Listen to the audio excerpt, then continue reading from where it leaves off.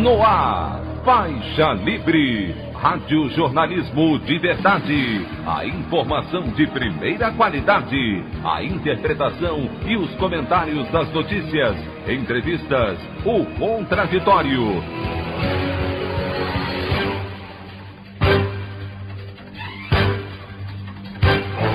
Tudo para aproximar você cada vez mais da realidade do Brasil e do mundo. Apresentação: Anderson Gomes. Maioria dos ministros do Supremo Tribunal Federal autoriza medidas restritivas para quem não se vacinar contra a Covid-19 no país. Ministro Ricardo Lewandowski autoriza estados e municípios a importarem vacinas utilizadas em outros países se a Anvisa não expedir liberação em até 72 horas. Presidente Jair Bolsonaro veta a instalação obrigatória pelo governo de internet banda larga em todas as escolas públicas até 2024. Essas e outras notícias na edição desta sexta-feira, 18 de dezembro do ano de 2020 do programa Faixa Livre.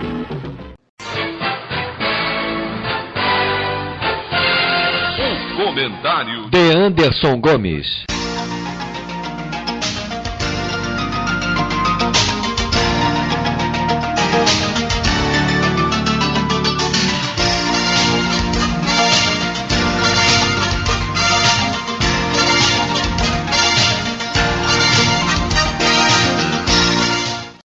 Bom dia, ouvintes. Nesse último editorial do ano, eu quero fazer algo um pouquinho diferente do que vocês estão acostumados aqui no programa. Ainda que a nossa situação política e econômica seja das piores, muito por conta dessa gestão do Jair Bolsonaro, eu hoje quero falar sobre responsabilidade. Responsabilidade que nós temos com a sociedade, especialmente com aqueles que estão mais próximos de nós, nossos familiares, amigos. Esse ano de 2020 nos proporcionou muitos momentos de reflexão a respeito do nosso papel no mundo. Atravessamos uma crise de saúde sem precedentes na atual geração, que nos impôs uma série de restrições e desafios. Desafios profissionais, pessoais e, principalmente, desafios afetivos.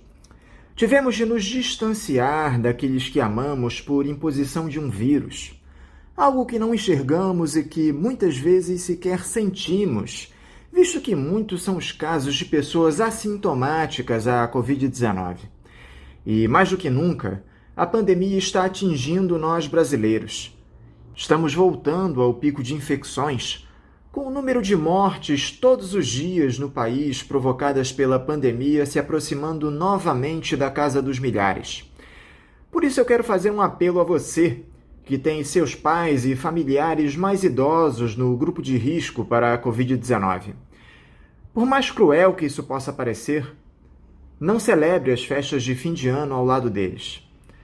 Por mais que o uso da máscara seja fundamental para quem tem de se arriscar fora de casa, ela não te deixa imune ao vírus e, como eu já citei, podemos estar infectados sem saber. Ainda que o Natal seja um momento de celebração familiar para a maioria das pessoas, hoje há um bem maior que está em jogo: as nossas vidas, as vidas das pessoas que nós amamos. Haverá muitos outros natais para que possamos estar próximos daqueles que queremos bem. Eu entendo que essa não é uma escolha nada fácil para muita gente. Eu mesmo estou sofrendo bastante por conta disso. Mas hoje a maior prova de amor que você pode oferecer aos seus familiares idosos é se manter distante deles. Faça uma ligação telefônica, uma chamada de vídeo. A tecnologia nos oferece muitas possibilidades, ainda que sem o calor de um abraço. Mas quem puder, fique em casa. Quando tudo isso passar, estaremos todos juntos novamente. Só que agora, a luta é pela vida.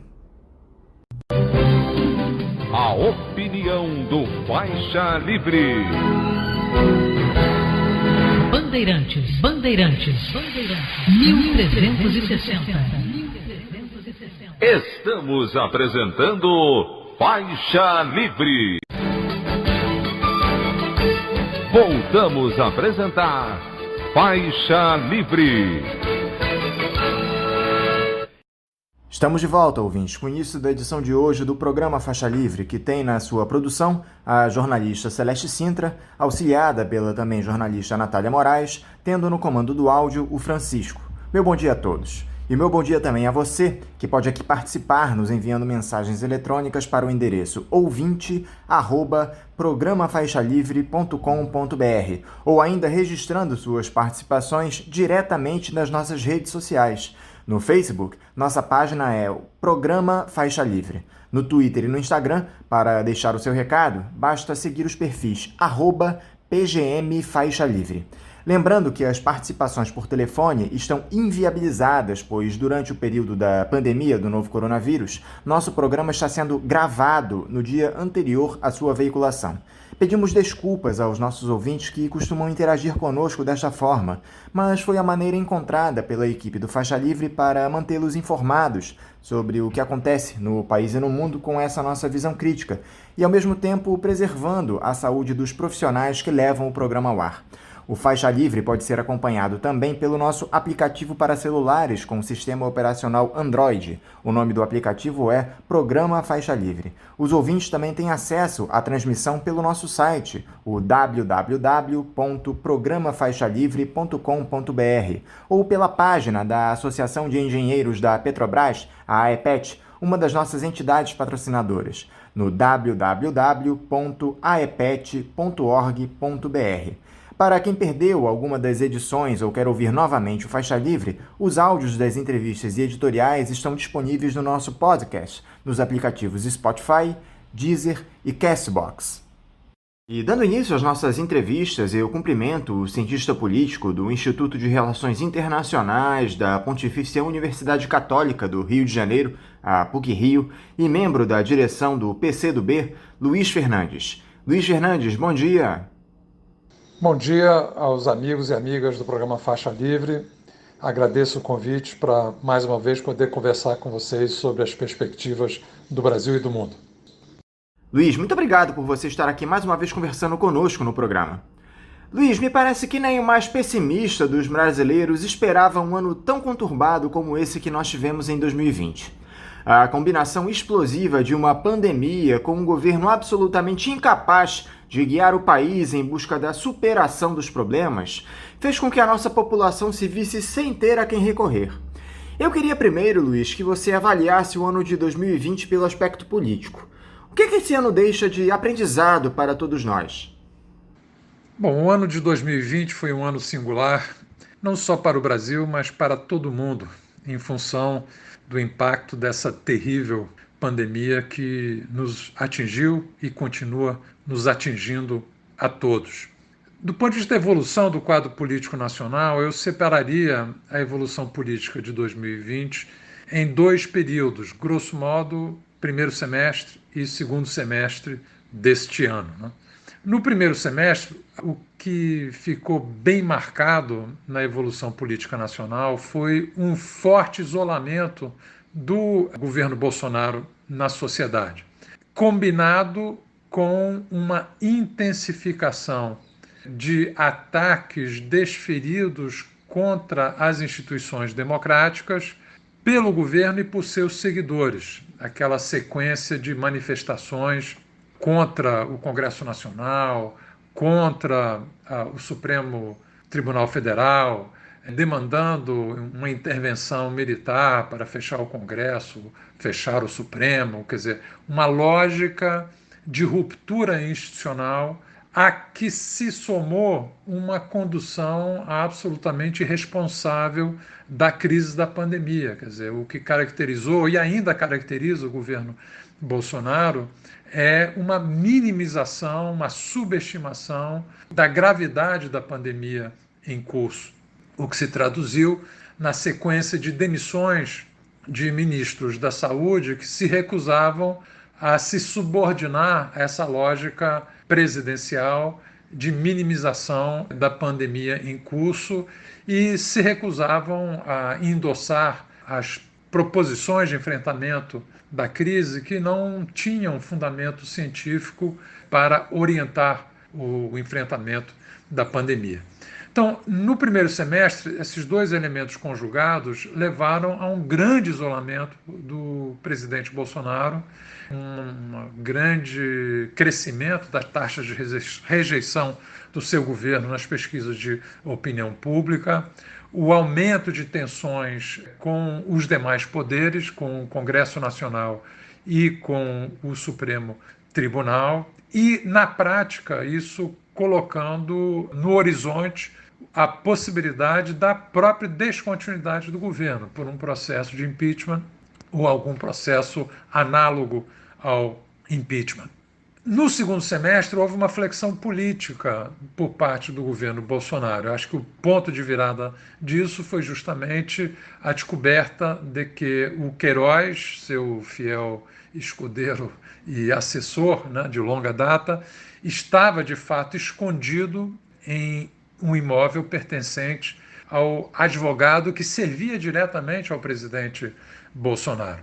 Com isso, o risco do impeachment se intensificou ainda mais e o governo optou por fazer uma flexão política, buscando uma blindagem no Congresso Nacional através de uma composição das forças da velha política, né, das forças do Centrão, e dessa forma negando o discurso contra a velha política que havia caracterizado a sua campanha eleitoral e, de certa forma, isolando ou buscando marginalizar relativamente aqueles setores mais radicais, mais ideologicamente orientados para a ruptura anti-institucional, defensores de um discurso antissistêmico, que haviam predominado na base de sustentação do governo no primeiro semestre.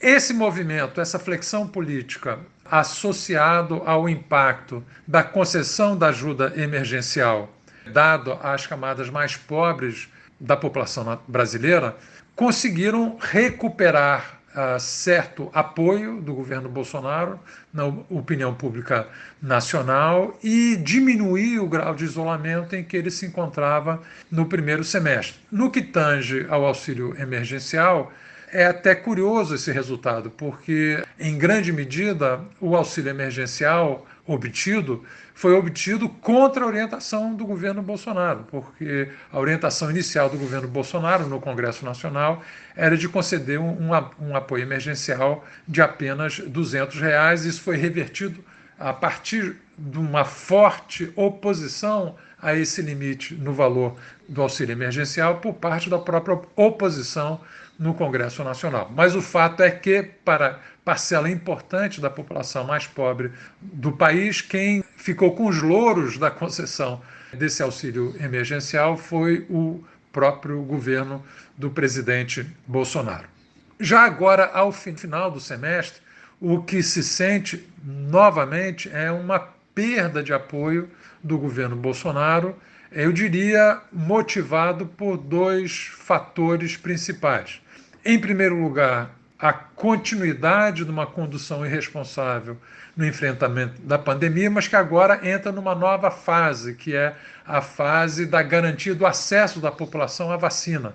E a postura adotada pelo governo foi claramente incompetente, ineficiente e irresponsável na estruturação de um plano nacional de imunização e fortemente contaminada por uma agenda ideológica, política e ideológica, no sentido de tentar isolar e confrontar um potencial contendor na eleição presidencial de 2022, que é o governador Dória, e num posicionamento geopolítico contra a China no contexto do enfrentamento da pandemia, tentando deslegitimar a validade da vacina chinesa e da sua utilização no Plano Nacional de Imunização. Então isso gerou, novamente, forte desconfiança e forte e crescente oposição à condução dada ao enfrentamento da pandemia pelo governo Bolsonaro e, novamente, sinais de certo isolamento político que tende a se materializar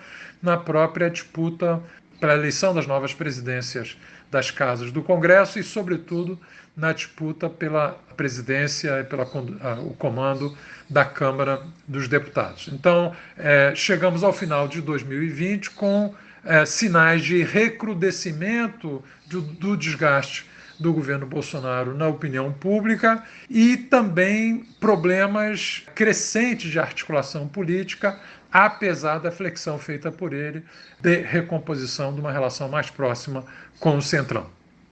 Agora, um campo onde há disputa aberta é o Congresso, Luiz. O Bolsonaro tenta emplacar um representante do Centrão na presidência da Câmara, o deputado Arthur Lira, do Progressistas, rivalizando com o atual presidente Rodrigo Maia. O político do DEM tem subido o tom nos últimos dias contra o governo, especialmente depois que o STF impediu que ele concorresse à reeleição. Chamou o general Pazuello de desastre, disse que o país vai pagar a conta pela situação da saúde. Você acha que essa disputa por protagonismo na Câmara pode trazer algum tipo de prejuízo ao Jair Bolsonaro, Luiz? Nós não podemos esquecer que é o Rodrigo Maia que ainda tem a caneta na mão para aceitar um pedido de impeachment contra o presidente. Dada as taxas de aprovação que o presidente Bolsonaro ainda detém nas pesquisas de opinião pública nacional, eu acho muito difícil e improvável que o Rodrigo Maia possa acatar o início de um processo de impeachment contra o presidente Bolsonaro. No entanto, a disputa pela direção da Câmara dos Deputados, em particular, mas também do Senado, mas é na Câmara dos Deputados que a disputa está mais forte, eu acho que já é uma peça importante da disputa das eleições presidenciais de 2022. Em última instância, o que está em jogo é quem controlará a agenda da Câmara dos Deputados e do Senado, e, portanto, do Congresso Nacional, nos próximos 2 anos, que são os anos que darão o contexto da eleição presidencial de 2022. E acho que, em última instância, é isso que está em jogo na disputa do comando das duas casas. O presidente Bolsonaro tenta emplacar um candidato que é fruto da sua recomposição com a velha política do Centrão no Congresso Nacional, e você tem 2 outros blocos que se apresentam, um articulado pelo Rodrigo Maia e compõe as forças mais propriamente de centro e centro-direita, e você tem o bloco das forças de esquerda e de centro-esquerda. Se esses 2 blocos se unificarem na disputa do comando, quer da Câmara dos Deputados, quer do Senado Nacional, eles certamente vencerão as eleições pelo comando das duas casas e criarão um contexto político e institucional mais desfavorável para a reeleição do presidente Bolsonaro em 2022. Então, em última instância, é isso que está em jogo. Resta ver se o bloco da oposição de esquerda e centro-esquerda fará essa composição ao centro para impor essa derrota ao presidente Bolsonaro na disputa pelo comando das duas casas do Congresso Nacional, mas, sobretudo, pelo comando da Câmara dos Deputados. O Partido dos Trabalhadores é que não cansa de passar vergonha, Luiz. O PT estava dividido nessa eleição para a presidência da Câmara. Havia uma ala do partido, liderada pelo Washington Quaquá, que defendia o apoio ao candidato do Jair Bolsonaro, o Arthur Lira. O Quaquá teria dito o seguinte, de acordo com o jornal O Globo, abre aspas, o Lira é o candidato do Centrão. O Centrão tem um acordo com o Bolsonaro. Pode ter um acordo com a gente também. Fecha aspas. Uma das pautas desse pessoal é aprovar o excludente de ilicitude, que, a grosso modo, livra policiais de punição caso cometam homicídios estando em serviço. Eu, sinceramente, não sei mais nem o que dizer a respeito do PT, Luiz. Como é que você analisa mais essa posição lamentável de um setor importante do partido? A informação que eu tenho é que o PT já fechou posição contra a composição com o candidato do Bolsonaro na disputa pela direção da Câmara dos Deputados. Acho que foi a decisão mais acertada. Espero que dessa decisão, que me parece a mais acertada, o PT e os demais partidos de esquerda, o PSB, PDT, PCdoB e PSOL, além da Rede, possam evoluir para uma proposta de composição conjunta com o centro na Câmara dos Deputados. Porque, como eu disse na resposta à pergunta anterior, em última instância, o que está em jogo são as condições de contorno que marcarão a eleição presidencial de 2022. E o que todas as forças que defendem a democracia devem refletir é se interessa um cenário mais favorável à reeleição do presidente Bolsonaro, uma reeleição que poderá fazer retornar com força no segundo mandato essa agenda antidemocrática de ruptura institucional que ele vinha implementando até o segundo semestre deste ano de 2020, ou se interessa criar um ambiente em que haja melhores condições para a defesa do regime democrático no país, por mais que hajam diferenças programáticas entre as forças de esquerda, centro e centro-direita. Na minha opinião, a bandeira central que devemos empunhar é a defesa do regime democrático. E eu acho que isso deve se espelhar também no posicionamento dos partidos de esquerda, na minha opinião, na disputa pelo comando da Câmara dos Deputados e do Senado Nacional. Por falar em PT, Luiz, as nossas esquerdas atuaram como deveriam em 2020? A resistência ao bolsonarismo se deu de maneira adequada? Qual é a sua análise do campo progressista este ano? Acho que faltou unidade ao campo progressista e, dentro do campo progressista, aos partidos de esquerda ao longo de 2020.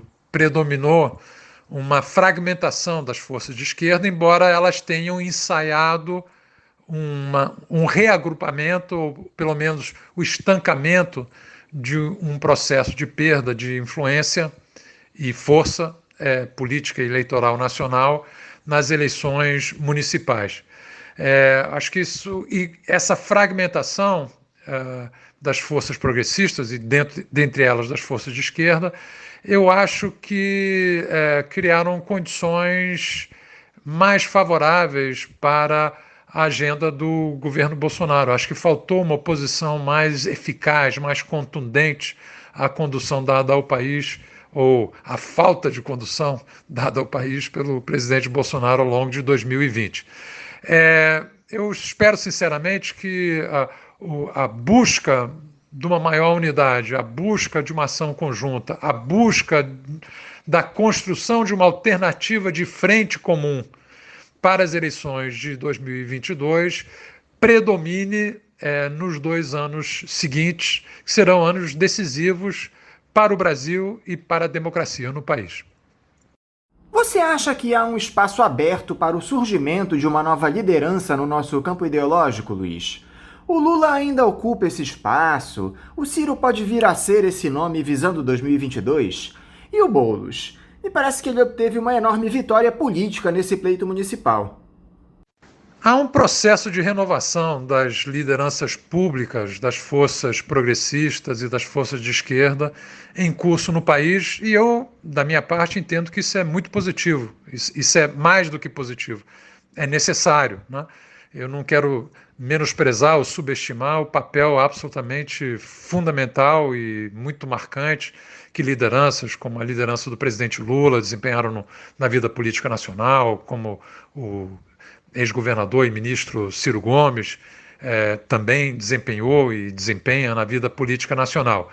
Mas, digamos assim, o mundo gira e o tempo avança, né? O tempo não para, como diz a música do Cazuza, né?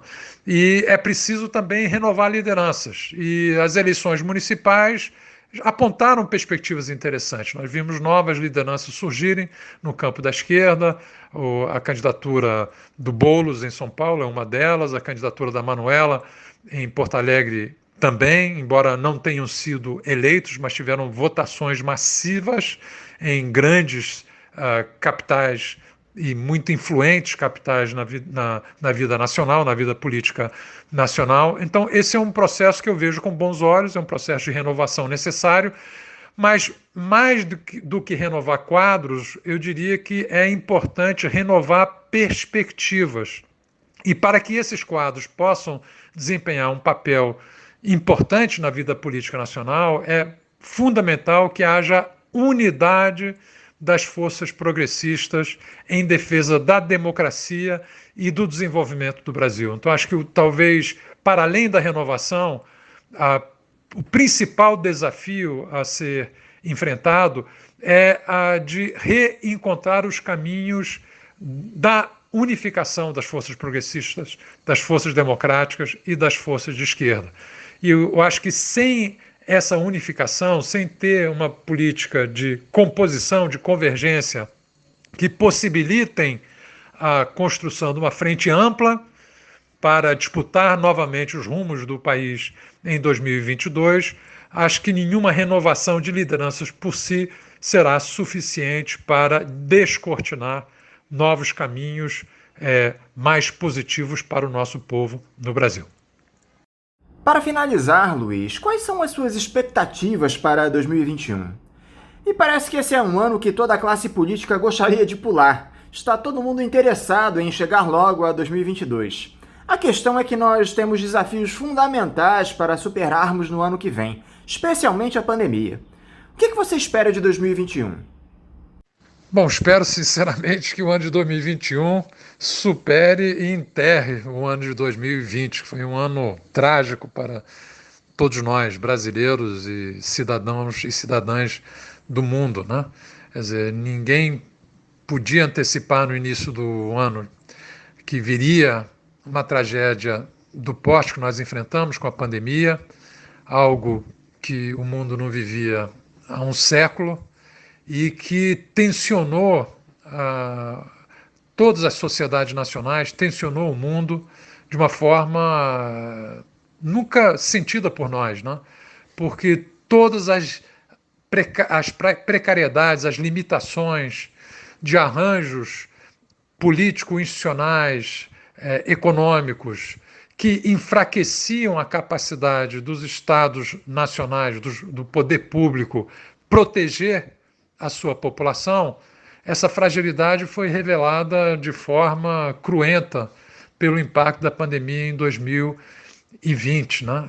E justamente aqueles países que mais desmantelaram as estruturas públicas de proteção social, de regulação da vida social, foram as que mais sofreram com o impacto destrutivo, né, da pandemia, destrutivo de vida, destrutivo de condições de vida, destrutivo da economia, destrutivo da sociabilidade humana, que é aquilo que nos caracteriza. Então, eu sinceramente espero que o mundo e o Brasil consiga voltar à normalidade em 2021. E isso implica continuar enfrentando a pandemia.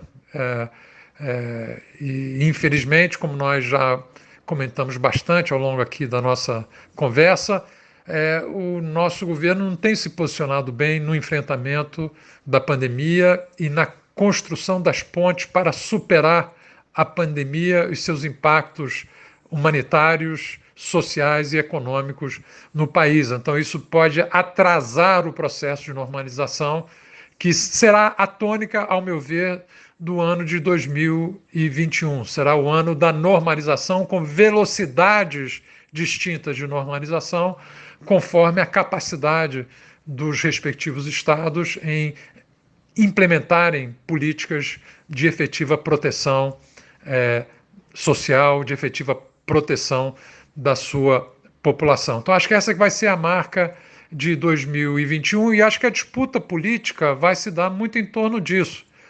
Por exemplo, de imediato, nós temos dois desafios. O desafio da vacinação em massa para garantir a preservação da vida e da saúde da população brasileira. Isso se tornará um importante campo de disputa e batalha política no início de 2021. E nós temos o desafio da assistência econômica para a população, sobretudo a população mais pobre, que é a mais diretamente afetada pelo impacto econômico e social da pandemia. Então, o auxílio emergencial se esgota sem que o governo tenha gerado uma alternativa para uma pandemia que continuará afetando o Brasil no ano de 2021. Isso também se tornará um segundo palco de disputa.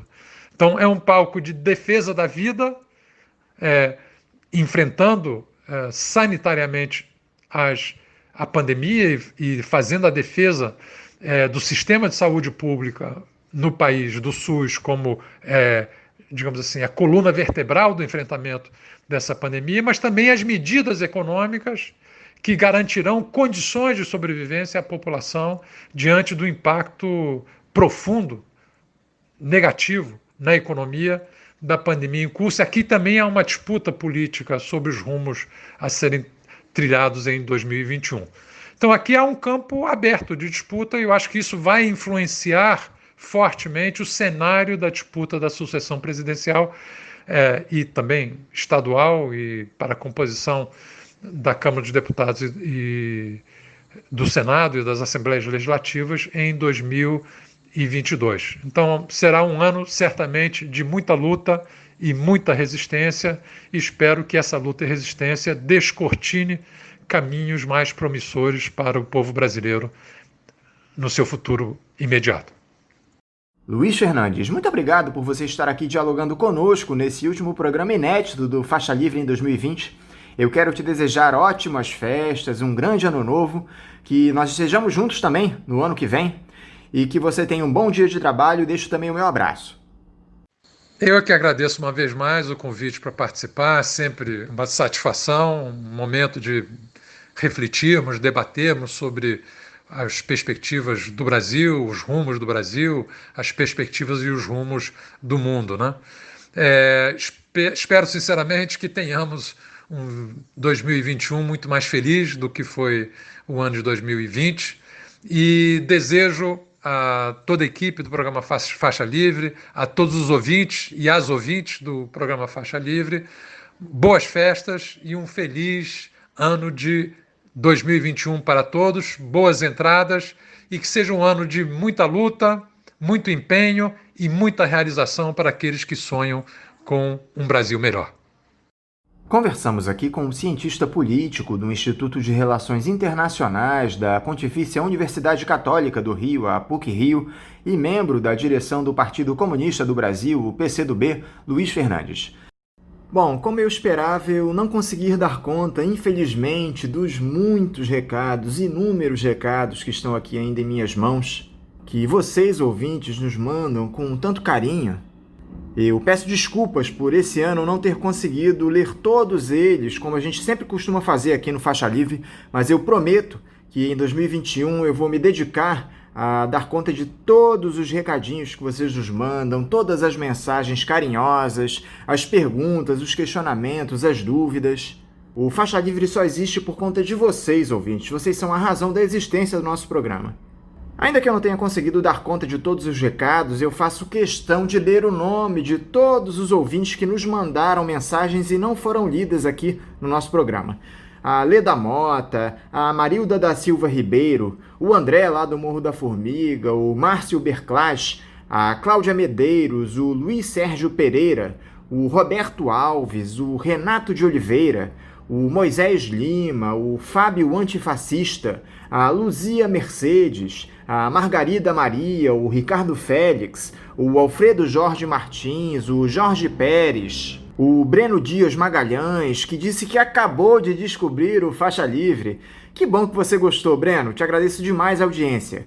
A Maneca, a Wanda Lopes, o Gil Lopes, o Joaquim Adérito, a Maria Aparecida Santos, o Paulo César Palmeira, o Walter Bueno, a Ana Meneguzzi, o Matheus Alário, o Marcelo Cantizano, o Francisco Soriano, o Wellington Viana, o Raimundo Nonato, o Flávio Pereira Senra, a Micheline, a todos vocês meu agradecimento mais que especial, toda a dedicação que vocês oferecem aqui ao nosso Faixa Livre, à audiência. E eu quero ler apenas um desses recados que foram enviados, esses mais de 50 recados que eu tinha aqui em mãos. Representando todos eles, eu vou ler aqui o comentário muito carinhoso da Luzia Mercedes Gomes e vocês vão entender o motivo pelo qual eu vou fazer a leitura desse recado. Ela diz aqui o seguinte: Anderson, sua abertura foi excepcional, verdadeira em cada vírgula e palavra. A entonação de sua voz carregada de revolta e indignação com a notícia transmitida, serviu ao mesmo tempo de alerta ao desastre político, econômico e social que vivemos neste país. Devo dizer-lhe que sinto falta do Paulo Passarinho, mas você o substituiu à altura como um grande apresentador. Sentimentos socialistas evocando que se cumpra justiça, conceito abandonado pelos órgãos que deveriam cumpri-la. Parabéns, Anderson. Você e o Faixa Livre representam a defesa da maioria do povo, compromisso que deveria ser também das instituições brasileiras e do judiciário que, no entanto, estão vendidas ou acovardadas. Fora Bolsonaro urgente. Luzi, eu quero te agradecer demais a tua audiência, o carinho por esse recado, pelos teus elogios que você faz aqui a mim, mas eu li justamente esse recado por conta de uma única questão. Esses elogios que você faz aqui à minha pessoa, eu faço questão de estendê-los também à nossa equipe do Faixa Livre, tão fundamental para que o programa tenha ido ao ar nesse ano tão difícil que foi 2020. A Celeste Sintra, a grande produtora nossa, que faz um excelente trabalho aqui no programa já há muitos anos, meu muito obrigado a ela. Meu muito obrigado também a Natália Moraes, que esteve aqui conosco durante todo esse tempo, continuará, assim como a Celeste do ano de 2021, um excelente trabalho que ela fez na retaguarda, colocando o programa no ar no YouTube, comandando aqui as nossas redes sociais. Eu agradeço demais também a Natália pelo ótimo trabalho que ela fez, a dedicação completa que ela deu aqui ao nosso programa. Quero agradecer também ao Paulo Passarinho, que apesar de estar fora aqui durante boa parte do ano, muito me auxiliou na apresentação do programa. Toda a minha gratidão à equipe do Faixa Livre que pôde fazer com que o programa estivesse no ar durante esse ano difícil de 2020. Meu muito obrigado a vocês e espero que estejamos juntos em 2021. Vamos agora ao nosso primeiro intervalo. Voltaremos daqui a pouquinho. Voltamos a apresentar Faixa Livre. Já voltamos, ouvintes, e é com muita alegria que eu cumprimento o economista e apresentador do programa Faixa Livre, Paulo Passarinho. Paulo Passarinho, bom dia. Bom dia, Anderson. É um prazer voltar a conversar com você nesse último programa, ao vivo desse ano de 2020, que vai se encerrando. Eu agradeço, inclusive, essa oportunidade que tenho de voltar a conversar com você e principalmente com os nossos ouvintes, muita saudade aí de todo mundo, mas agora eu sou, na verdade, um ouvinte privilegiado do Faixa Livre. Um prazer, Anderson. Paulo, muito obrigado por você nos dar a honra de estar conosco no último Faixa Livre inédito do ano. Paulo, esse 2020 trouxe uma série de desafios para todos nós, inclusive da equipe do Faixa Livre.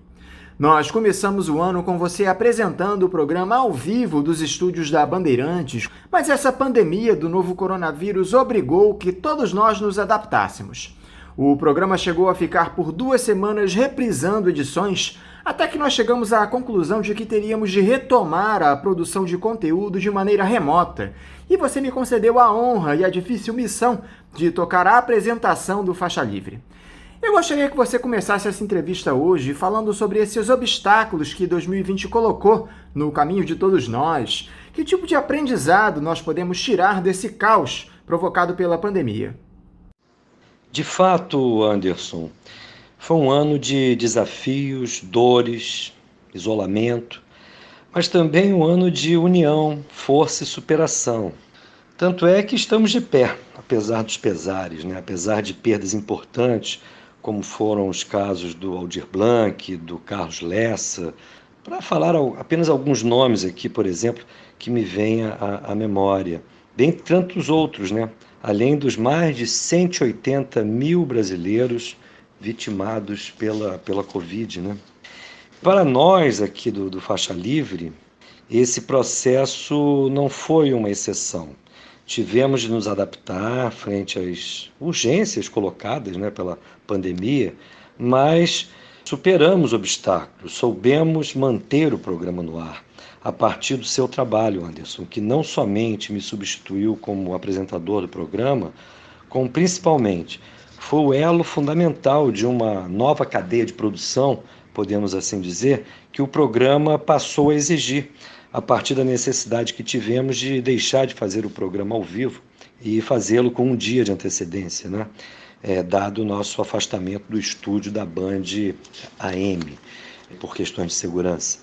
Mas, como destaquei, superamos, Anderson, essas dificuldades e hoje, como também ouvinte, posso declarar que o programa nunca esteve tão bom, com as entrevistas de alto nível produzidas pela Celeste e o valioso apoio da Natália. Como ponto não positivo, lembro que precisamos evoluir nossa transição para uma produção do programa adequada à transmissão pela internet, né? Em canais como o YouTube ou o Facebook. Infelizmente, nós ainda não tivemos condições de reunir apoios que nos permita dar esse salto de qualidade, não é? Combinando os recursos visuais hoje disponíveis com a nossa tradição radiofônica de um debate de alto nível, diário, sobre as grandes questões nacionais e internacionais. Eu espero sinceramente, Anderson, que nesse próximo ano de 2021 possamos avançar nessa direção. É minha esperança. Falando agora do nosso cenário político, Paulo, o Jair Bolsonaro vai chegando quase à metade do seu mandato e 2020 parece que evidenciou não apenas a sua incapacidade de administrar o país, a irresponsabilidade dele diante de uma série de temas fundamentais para a nossa sociedade, seu comprometimento com o neoliberalismo, o envolvimento de sua família em vários episódios escandalosos, mas também o projeto genocida que ele implementou por conta desse negacionismo à pandemia. Como é que você avalia essa gestão do Jair Bolsonaro no nosso país, Paulo, diante de tantos dilemas? Essa gestão do governo Bolsonaro, Anderson, é uma tempestade perfeita, né? A classe dominante, cínica, junto com o eleitorado frustrado com a política e os políticos, não titubeou em apoiar esse verdadeiro irresponsável ora na presidência, né? Parece que agora, ao menos alguns de seus setores, percebem a tragédia em que nos metemos.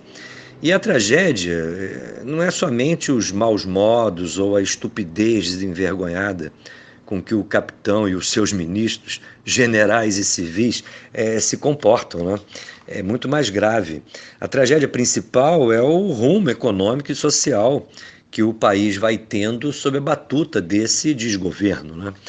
Essas vendas em curso, por exemplo, dentro da Petrobras, o drama de milhões de desempregados, subempregados e desalentados, tudo isso é o resultado de um país sem rumo, onde o que a gente pode dizer, os setores dominantes apenas pensam em manter e ampliar seus espaços de poder e riqueza.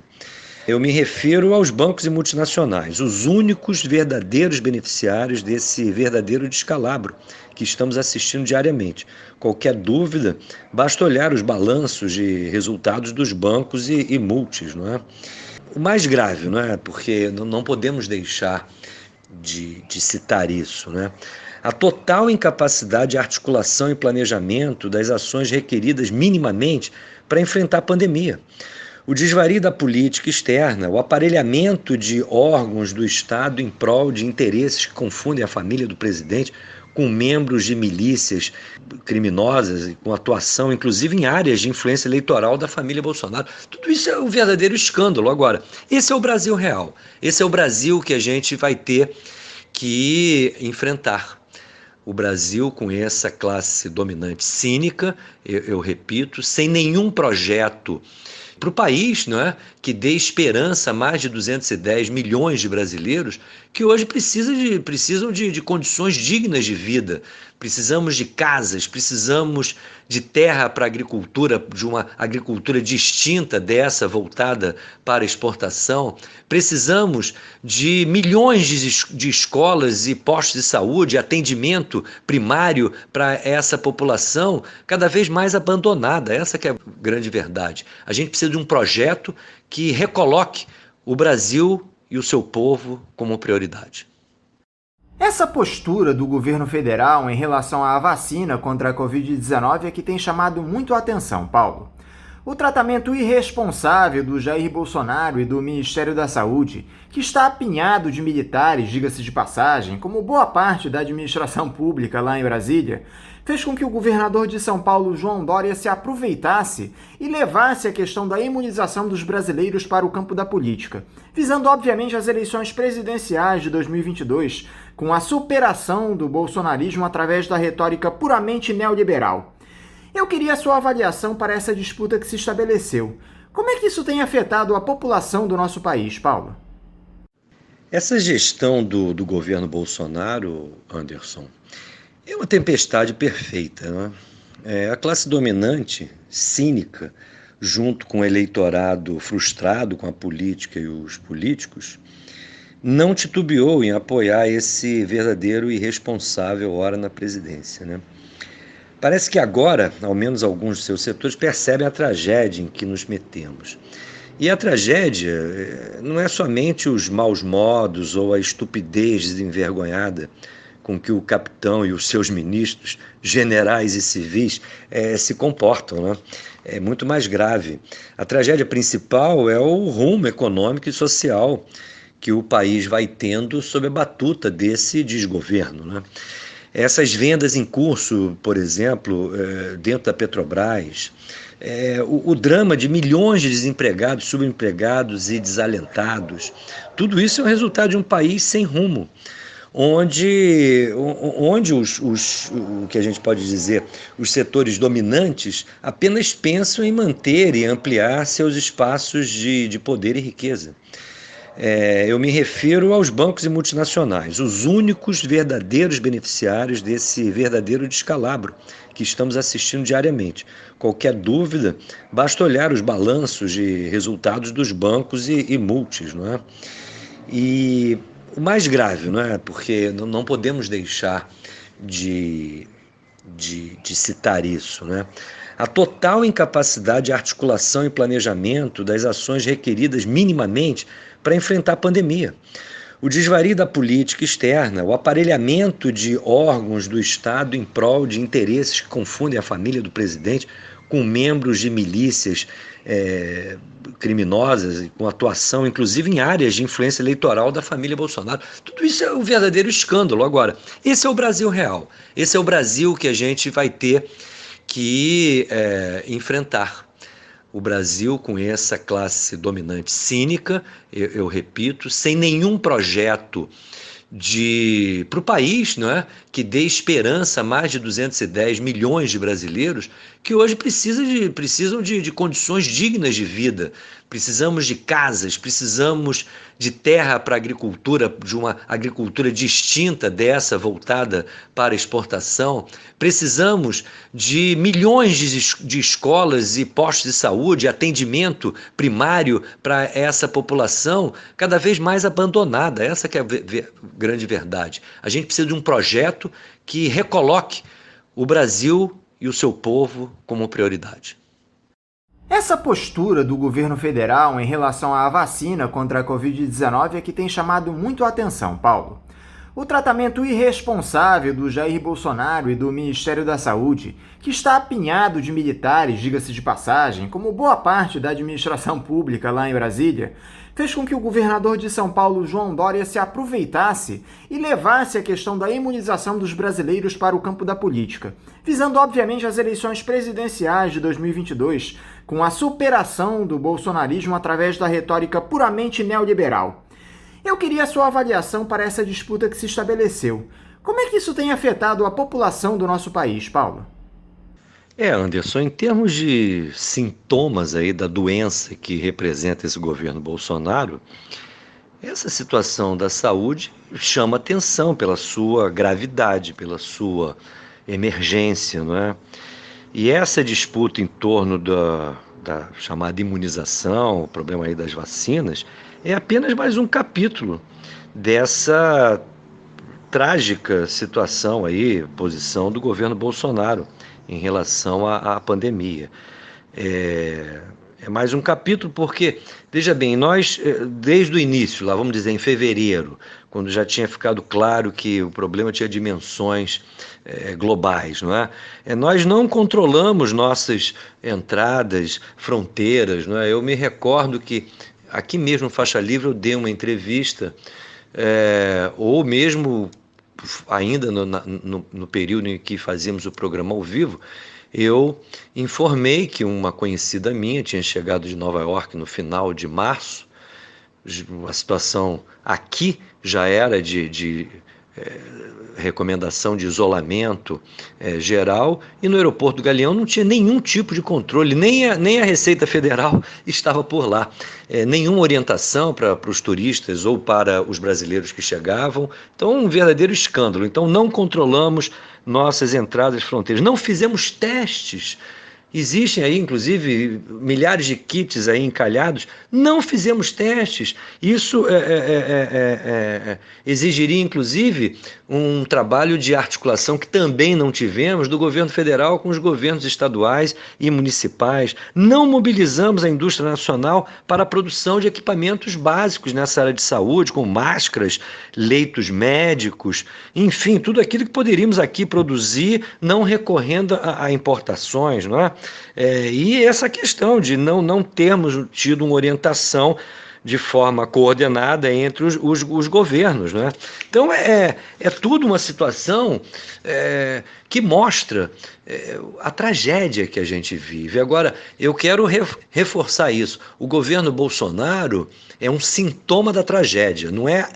Ele em si é uma tragédia, mas há uma tragédia muito maior por trás disso, que é essa ausência que as classes dominantes no país têm de um mínimo projeto que seja adequado para o povo brasileiro. E as oposições também, me parece, ficam a dever aí nesse capítulo. Então, é uma situação realmente muito grave e que, infelizmente, se a gente olha para frente, a gente observa que o ano 2021 será de desafios gigantescos, até por conta desse quadro dramático da economia que se desenrola desde 2015. Então nós estamos mergulhados numa espécie de abismo desde 2015, desde quando a Dilma Rousseff resolveu radicalizar na vocação liberal do governo, que nunca foi afastada dos governos do PT, mas a partir ali da crise de 2015 entregou-se o comando da economia ali para o Joaquim Levy, e de lá para cá é essa toada, né, de corte de gastos, invenções constitucionais como essa história do teto de gastos. Então, nós estamos hoje não só com uma política absolutamente equivocada e míope frente à realidade, como nós temos hoje algumas engessaduras legais, constitucionais, muito graves. A situação do Brasil é muito preocupante. Essa é a minha opinião. Algo que nós não chegamos a comentar, Paulo, foi o resultado das eleições municipais de novembro, que acabou, na minha visão, ampliando o alcance da direita neoliberal travestida de centrão no país e, de alguma forma, reduziu a influência dos partidos da dita esquerda, bem como do próprio bolsonarismo. O que você pode dizer sobre esse pleito, Paulo? Qual foi o recado que os eleitores brasileiros deram nas urnas? O recado principal, Anderson, foi, me parece, o descrédito com a política e os políticos, que continua muito em alta. Basta olhar o resultado das eleições e veremos a vitória cachapante dos votos em branco, nulos e as abstenções. Mais da metade do eleitorado, né? Na banda restante, no eleitorado que optou por votar em alguém, predominou o conservadorismo e a tradição. Desse modo, máquinas tradicionais do MDB, do DEM, do PSD e outras legendas ligadas ao chamado Centrão colheram bons resultados. Mas a questão é a seguinte: o que isso significa? Maior capacidade de barganha dessa turma com o governo federal? Com os governantes estaduais? Vantagem na corrida presidencial de 2022? Tudo isso me parece muito frágil. O que interessa, independentemente do grupo político em questão, é que as ideias liberais de como governar, de como organizar a economia do país, continuam com ampla hegemonia, inclusive, infelizmente, na chamada esquerda, né? Nesse sentido, os resultados obtidos reforçam essa hegemonia. Contudo, essa prevalência se choca cada vez mais com as necessidades reais da população. Se não vejamos, a terapia liberal prega austeridade fiscal quando precisamos de gasto público. A terapia liberal prega a ilusão do investimento estrangeiro quando precisamos de investimento no trabalhador brasileiro, na sua educação, na sua saúde, na sua capacidade de trabalho. A terapia liberal nos empurra à dependência cada vez maior das exportações de commodities, quando o que precisamos é de um novo processo de industrialização, à luz, inclusive, dessas formidáveis inovações tecnológicas que estão em curso, e nós nos encontramos completamente afastados da fronteira mais avançada de pesquisas, de busca de novas tecnologias adequadas, inclusive, ao nosso tempo. A gente precisa de uma industrialização sob comando de brasileiros. Então, por isso, eu espero que essa hegemonia, que já nos domina há 30 anos, venha encontrar cada vez mais resistência, luta e, principalmente, movimentos políticos que assumam claramente a elaboração de projetos num sentido totalmente diverso desse caminho, né, que me parece nos leva à liquidação do Brasil como país soberano e independente. Muita gente aponta que essa vitória aí de máquinas tradicionais reforçariam a posição de uma direita não bolsonarista na corrida presidencial 2022. Eu também acho muito precipitado qualquer tipo de avaliação dessa natureza, porque, na verdade, esses processos eleitorais guardam uma superficialidade muito grande. Então, a apresentação de determinados candidatos sob determinadas circunstâncias sempre pode empolgar o eleitorado. Inclusive, tem muita gente de esquerda que, me parece de forma ingênua, aposta nessa alternativa como forma da esquerda superar os seus impasses. O problema é que a esquerda precisa assumir, na verdade, a crise brasileira e uma proposta própria de como enfrentá-la, né?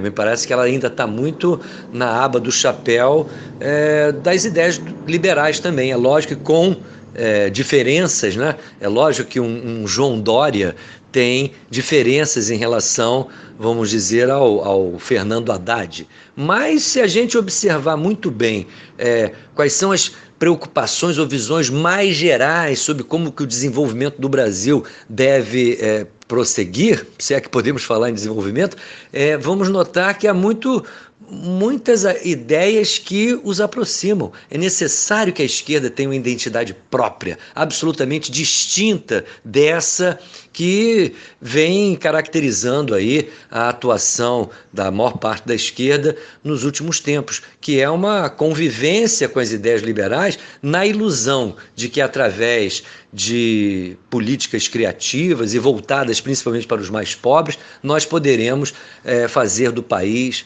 um Brasil diferente. Não acredito nisso. É necessário que abracemos um novo projeto, um projeto, no meu ponto de vista, nacionalista, democrático e popular. E a atuação das esquerdas durante esse ano, Paulo? Eu te confesso que achei o campo progressista muito tímido diante do desmonte amplo produzido pela gestão ultraliberal de Bolsonaro e Paulo Guedes. Ainda que nós tenhamos de descontar a pandemia, que impediu mobilizações populares nas ruas, eu acho que faltou muita coisa para a esquerda. Você também teve essa impressão, Paulo?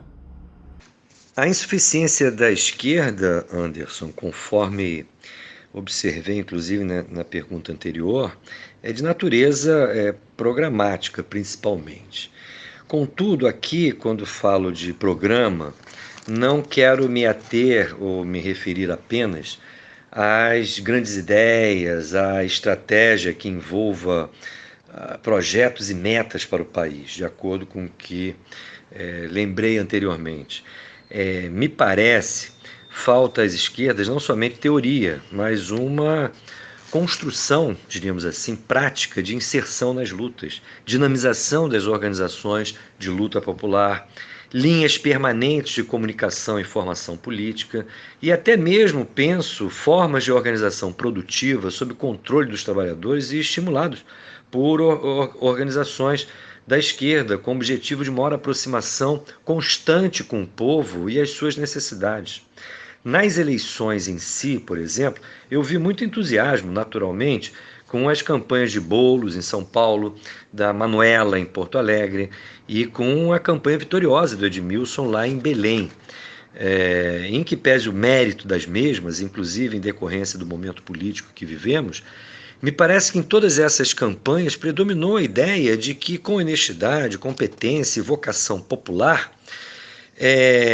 seja possível inverter prioridades, que seja possível pensar que as coisas podem melhorar, muita coisa pode ser feita, etc. e tal, conforme o discurso aí de candidatos. Não vi em nenhum momento a ponderação da verdadeira inviabilidade dessa perspectiva nas prefeituras e também nos estados, sob o comando da terapia liberal, da pregação de corte de gastos, do arrocho fiscal, em meio à ordem tributária mais injusta do mundo, em meio às privatizações selvagens exigidas pelo governo federal para sanear as contas dos entes federados. Tudo isso mostra fraquezas que já ficaram claras, no meu ponto de vista, nos 13 anos do governo do PT no governo federal, mas que não são problemas ou debilidades exclusivas de uma ou outra legenda. Eu acho que falta à esquerda brasileira uma teoria adequada ao Brasil, de como enfrentar, inclusive, essa crise gigantesca que estamos vivendo. Se na política a situação é das piores, Paulo, na economia não é muito diferente. O mundo foi impactado fortemente pela pandemia.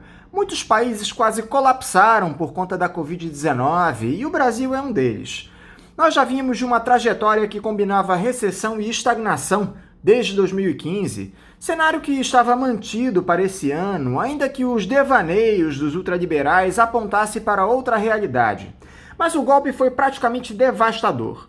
Desindustrialização acelerada, desemprego recorde, precarização do trabalho, as pessoas sem condições de sair de casa para buscar o sustento por conta do coronavírus, tudo isso ampliado pela ação pouco efetiva do governo federal. Muita gente diz que o auxílio emergencial acabou salvando o país de um buraco ainda mais fundo. Mas a verdade é que ele foi insuficiente para muita gente, Paulo, com parcelas inferiores a um salário mínimo e que ainda foram reduzidas pela metade nos últimos meses. O panorama da nossa economia esteve dentro das suas expectativas ou o debacle foi maior do que você esperava, Paulo? O que é que faltou por parte do governo federal, na sua opinião? Bem, Anderson, ao governo federal, me parece, falta tudo, né? Sensibilidade, compreensão da crise brasileira, percepção da condição do país subdesenvolvido e dependente. Poderia aqui falar horas sobre as lacunas, que é o mais grave. Não é um problema somente do Bolsonaro e do seu governozinho, né? É um problema hoje da dita inteligência brasileira, ou, se quiserem, das ditas classes dominantes, né? A tal hegemonia liberal em curso, que chega até mesmo na esquerda, nos imobiliza e nos retira os instrumentos e medidas que se fariam necessários. 2021 representará o ápice dos efeitos da pandemia na economia e o coroamento das políticas desestruturantes em curso desde 2015. Estamos liquidando o emprego formal no país, generalizando as formas contratuais de trabalho precarizado, enfraquecendo as políticas de natureza social, incluindo a Previdência Social Pública, e apostando todas as fichas no chamado investimento externo em um momento de retração da economia global. A estratégia é mais dependência, mais subdesenvolvimento. Não vejo como, sob o comando de Bolsonaro e Guedes, algo dar certo. O Brasil necessitaria de uma nova estratégia de reindustrialização à luz das aceleradas inovações tecnológicas em curso pelo mundo, mas para tanto teríamos de ter um Estado voltado à liderança de um novo processo de desenvolvimento priorizando as empresas nacionais, a geração de empregos formais, o investimento em educação, ciência e tecnologia e uma profunda reforma financeira bancária, visando a configuração de um sistema nacional não vulnerável às cíclicas instabilidades do sistema financeiro internacional. O caminho que o atual governo faz é o inverso disso. Por isso, sou bastante pessimista com o que nos aguarda. A debacle desse ano foi menor do que eu esperava, especialmente os efeitos da pandemia, ainda que muito graves, foram menos impactantes do que eu imaginei inicialmente, particularmente nas comunidades populares. Contudo, estamos com um número recorde de desempregados e problemas sociais se agravando. E com a cantilena enfadonha de controle de gastos, responsabilidade fiscal, teto de gastos e outras estultícias, nós com isso vamos apenas nos afundando numa trajetória que é extremamente perigosa, até porque a sociedade ela manifesta vários tipos de doença, né? O problema da violência criminal, essa predominância hoje em grandes centros urbanos da ação de milícias, inclusive aqui no Rio de Janeiro, com a cobertura da família do presidente, tudo isso mostra um Brasil completamente doente. Em relação a essa doença, e não somente a Covid, que eu espero que nós continuemos a resistir e buscar novos caminhos. Afinal de contas, o tempo não para, né? Para encerrar, Paulo, você é daqueles que carregam esperanças para o ano de 2021? O que você vislumbra para o Brasil e para o mundo nesse ano que pode pôr fim à pandemia? Anderson, sob o ponto de vista da condução da política econômica, dos rumos da economia brasileira, eu já deixei claro, sou totalmente pessimista com tudo o que ocorre. Essas políticas desestruturantes em curso irão aprofundar cada vez mais esse fosso, o fosso entre as necessidades da população, especialmente do povo trabalhador, da esmagadora maioria do povo brasileiro, e o Estado, e os políticos, e a política. Isso que se reflete aí nos processos eleitorais, esse número crescente, ano após ano, dos votos brancos, nulos e a abstenção, eles são retrato justamente desse divórcio existente entre o dia a dia das pessoas e o que um cidadão pode esperar do Estado.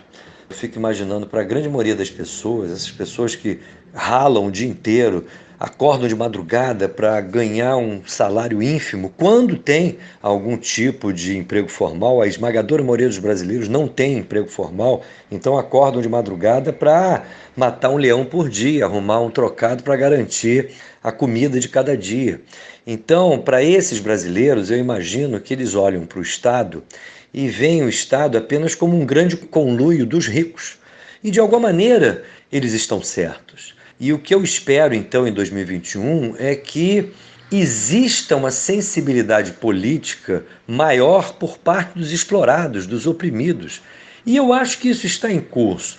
Apesar dos altos e baixos da política brasileira, eu acho que esses últimos anos têm sido de um aprendizado muito grande. A frustração que houve com os governos do PT e, posteriormente, a forma como, especialmente os meios de comunicação, trabalharam essa frustração, estimularam essa frustração e, de alguma maneira, estimularam a se acreditar, por exemplo, num salvador da pátria, entre aspas, como o Bolsonaro. Tudo isso vai oferecendo oportunidades ao povo brasileiro em melhor pensar e refletir sobre a sua própria condição. Então eu acredito muito na capacidade que as pessoas têm, e principalmente os trabalhadores, em refletirem sobre as suas condições reais de vida.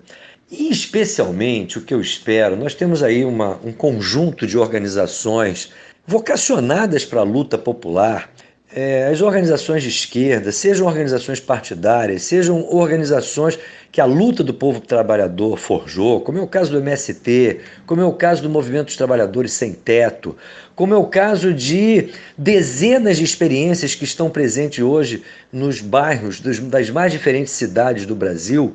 Tudo isso, me parece, forma um caldo de cultura que, junto com esse aprendizado dos últimos anos, poderá fazer com que, principalmente, as chamadas lideranças políticas despertem para a necessidade de um novo tipo de política. Uma política que tenha como foco o Brasil e seus problemas, e não o processo eleitoral. Eu vejo os nossos políticos, inclusive as organizações partidárias de esquerda, vocacionadas em tese para a luta, eu as vejo muito presas à lógica eleitoral, ao que o eleitorado pode ou não aceitar. E me parece fundamental, até para um trabalho de pedagogia política, que todos nós tenhamos ousadia, possamos falar o que nós pensamos e, principalmente, como fazer isso que a gente pensa. Me parece que os políticos operam muito naquela lógica do resultado imediato que um processo eleitoral possa lhe dar. Seria muito mais adequado que pudéssemos despertar para os resultados que a consciência política, o nível de organização do nosso povo pode resultar, pode frutificar, inclusive nos processos eleitorais. Eu vejo que resultados eleitorais deveriam ser não resultados de campanhas eleitorais, mas resultados de trabalhos políticos permanentes e consistentes, de organização, de formação, de informação e de organização das lutas reais que todos nós temos. Então, a minha grande esperança para 2021 é que nós tenhamos um comportamento das lideranças políticas diferente, um comportamento voltado principalmente para um diagnóstico mais adequado da crise e para proposições que venham a ser globais. Eu sei que muitos segmentos vivem seus problemas específicos, particulares, não os menosprezo, mas acredito que o povo brasileiro precise de uma proposta globalizante, de reestruturação do país no rumo do nacionalismo, da defesa da democracia e da intransigente defesa dos interesses populares. Os interesses populares devem ser o móvel principal, inclusive para pensarmos o que pode vir a ser o novo desenvolvimento econômico que nos interessa. É o desenvolvimento econômico que possa construir casas, estradas, meios de transporte, cobertura social, especialmente na área da saúde, da educação e da previdência, de ótima qualidade a todos os brasileiros e que possa nos assegurar, na verdade, um futuro onde o trabalho seja consagrado e, especialmente, os trabalhadores do país sejam aqueles que venham a ser mais valorizados no nosso processo social. Paulo Passarinho, muito obrigado por mais essa entrevista para nós aqui no programa. Eu quero te agradecer por todos os ensinamentos esse ano, por toda a força, todo o auxílio que você nos deu aqui no Faixa Livre, ainda que à distância. Quero te desejar um ótimo ano de 2021, boas festas, um bom dia de trabalho e um forte abraço. Anderson, eu é que te agradeço, bem como a Celeste e a Natália, essa oportunidade de voltar a conversar aqui com vocês e especialmente com os nossos ouvintes. O Faixa Livre faz parte da minha vida, foi uma experiência e é uma experiência extremamente importante e que eu lamento que nós não tenhamos aí mais apoio. Eu aproveito para agradecer muito as entidades que continuam viabilizando o nosso programa, mas eu conclamo aos demais dirigentes de entidades profissionais, associativas aqui, sindicais aqui do Rio de Janeiro, para a importância do programa Faixa Livre. Manter um programa como o nosso, 26 anos no ar, é muito importante, não é? E eu sou obrigado a reconhecer, eu antes tinha um pouco de constrangimento, inclusive por conta do meu papel como apresentador do programa, mas agora, na qualidade de um ouvinte especial, eu não posso deixar de destacar a qualidade das entrevistas que diariamente nós contemplamos aqui no programa Faixa Livre. Nós temos oportunidade de aprender muito e não é um programa apenas que se volta para uma informação diária. É um programa, para quem acompanha, certamente poderá concordar comigo, é um programa que nos ajuda na formação política que tanto faz falta para boa parte da nossa esquerda, especialmente em relação aos reais problemas nacionais. Então eu só tenho a agradecer a todos e especialmente eu quero dirigir palavras aqui aos nossos ouvintes. Eu agradeço as entidades que têm mantido o patrocínio com o programa, mas eu sou obrigado mais uma vez a reconhecer, não fora os nossos ouvintes, o nosso programa Faixa Livre não teria completado aí os seus 26 anos no último dia 5 de dezembro desse ano. Então eu saúdo aqui os nossos ouvintes como o alicerce fundamental dessa experiência, podemos dizer, ímpar do rádio brasileiro e da esquerda brasileira, que é a manutenção do programa Faixa Livre no ar. Muito obrigado mesmo a todos vocês. Eu me despeço, Anderson. Fico emocionado, não vou evitar essa emoção, mas deixo aí a todos os votos aí de um ano de 2021, de esperanças e principalmente de uma nova oportunidade que a gente venha ter de pensar uma sociedade diferente, uma sociedade que caminhe claramente para a maior solidariedade e especialmente a unidade entre todos aqueles que sofrem o esmagador domínio que o mundo do capital exerce contra os trabalhadores. Nós estamos vivendo uma ofensiva muito forte. São nos momentos de crise que o capital mais predador se aproveita para abocanhar fatias maiores da riqueza nacional e do poder. E é por isso que temos de estar absolutamente atentos e fortes para que a gente possa resistir, mas mais do que isso, construir um Brasil diferente. Essa é a minha grande esperança para 2021. Um forte abraço a todo mundo, muita saúde e sorte a todos, e eu espero voltar aí a conviver com os nossos ouvintes e com a nossa equipe de trabalho numa situação aí que possa ser gerada a partir principalmente do processo de vacinação que a gente espera possa finalmente chegar aqui a todos nós. Esses são os meus votos aí sinceros para 2021.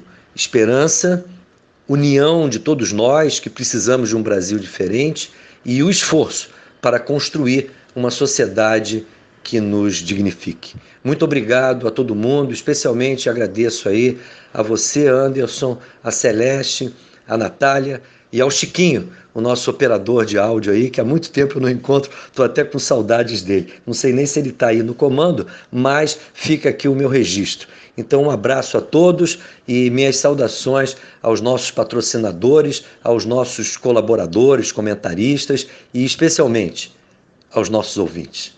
Até 2021. Conversamos aqui com o economista e apresentador do programa Faixa Livre, Paulo Passarinho. E vamos agora a um novo intervalo. Voltaremos já já. Voltamos a apresentar Faixa Livre.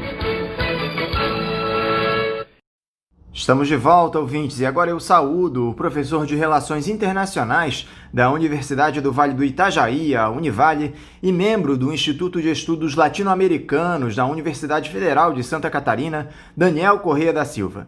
Daniel, bom dia. Muito bom dia, Anderson. Bom dia aos ouvintes do Faixa Livre. Daniel, muito obrigado por mais uma vez você conversar aqui conosco no programa. Daniel, nesse último Faixa Livre inédito de 2020, eu tenho pedido para os nossos comentaristas fazerem um resumo do que foi o ano para cada um deles. Mas eu gostaria de te pedir para analisar como o mundo sai desses últimos 12 meses conturbados, com uma pandemia tendo de ser enfrentada, as disputas geopolíticas se acirrando, especialmente entre Estados Unidos e China, o Brasil cada vez mais isolado. Qual é a análise que você faz do ano de 2020 no cenário internacional, Daniel? Olha, Anderson, eu diria que é importante observar o ano de 2019 para que nós possamos fazer uma avaliação do ano de 2020. Por quê? Porque o ano de 2019, em termos geopolíticos, foi um ano muito atribulado no mundo todo e, em especial, na América Latina.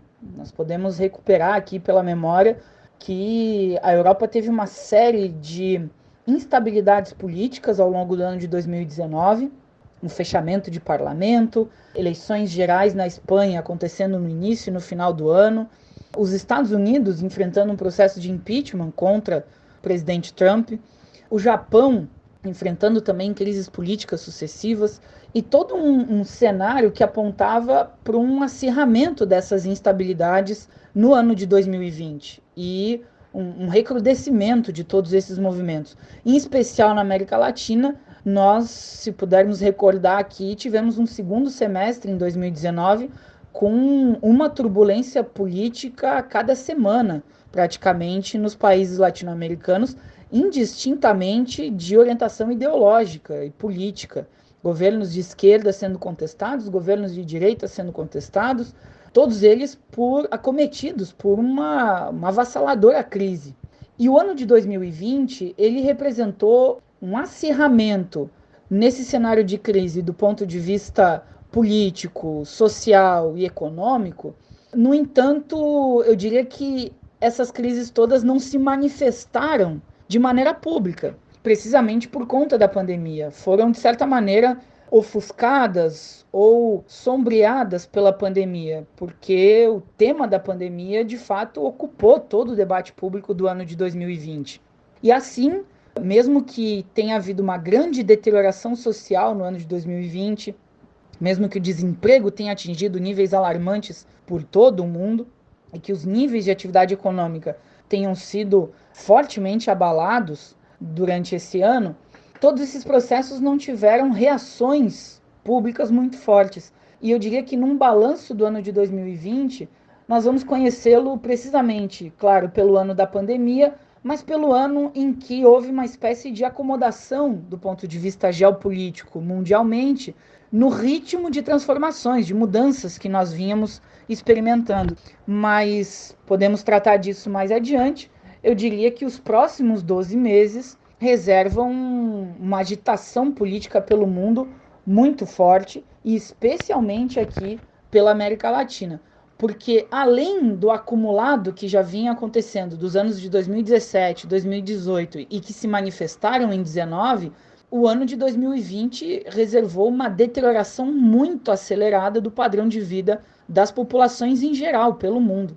Do ponto de vista geopolítico, Estados Unidos e China acentuaram uma certa luta ideológica, mas que, no limite, é uma luta entre grandes potências que disputam a sua zona de influência no planeta, e não há como alimentar ilusões, né, como muita gente boa, inclusive no pensamento progressista brasileiro, alimentou, de que um tema como esse, da pandemia, da vacina, dos medicamentos, das medidas em geral, não pudessem ser passíveis de uma avaliação política e de um aproveitamento político. O ser humano é um ser social e político e, portanto, toda e qualquer dimensão da vida humana vai estar atravessada pela questão política.